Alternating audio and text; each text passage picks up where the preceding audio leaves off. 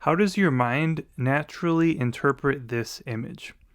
You might say that there are two groups of four black circles, like this.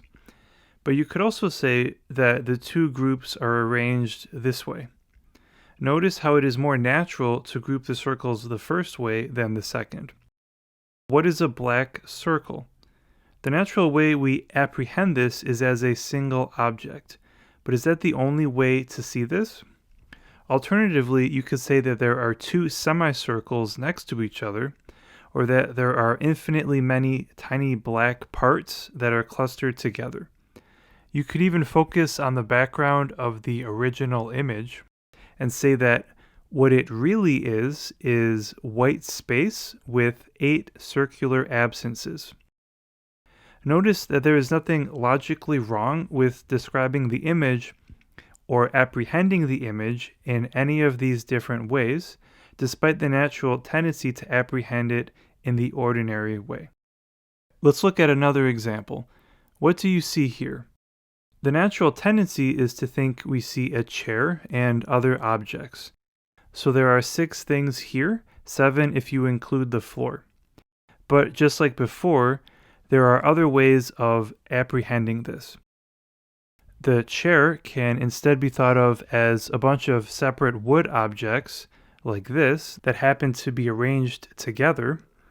You could also say that the floor, chair, and garbage can are one object, since they are all wood and in direct contact.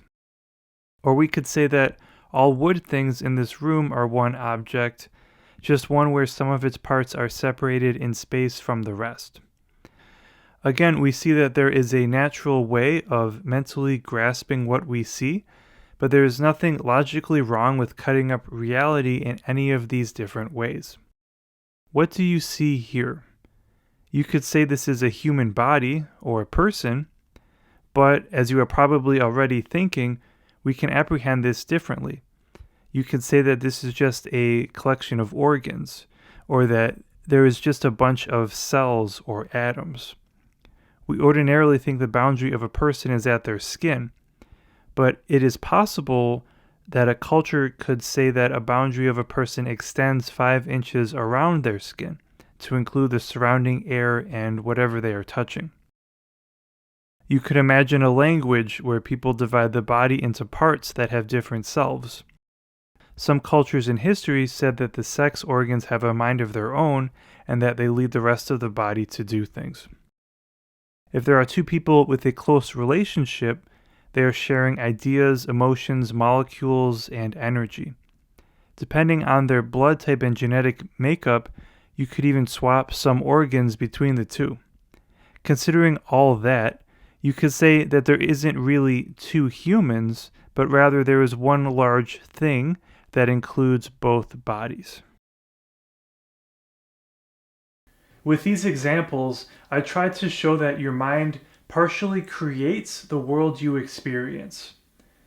It normally feels like the world is already pre-divided into objects in a way that is independent of your mind, so that whenever you experience something, you're merely recognizing those divisions that are already there. But that is not really the case. A more enlightened perspective is to say that we create the world with our perception. You didn't discover two groups of 4 dots, you created them. You create people, stars, and solar systems. That's because these objects depend on your mind to have the identities that they have. You could say that all that there really is a bunch of elementary wave particles, and that your mind imagines fictional entities like people and chairs because it is practically useful. Or you could question the very idea of an external world independent of your mind. Either way, the main point here is that your mind plays a hidden role in constructing your reality. Understanding this can be psychologically beneficial. Imagine that you're upset about some object or person. If you realize that the target of your negative thoughts and emotions doesn't objectively exist, but that its existence depends on your mind, then you can't grab onto it like you ordinarily would. It's like trying to pick up water with your hands. You're not able to mentally fixate on the object of your negative thoughts and emotions because that target isn't really there in the firm way that it ordinarily seems to be. And as a result, your negative emotions aren't as strong.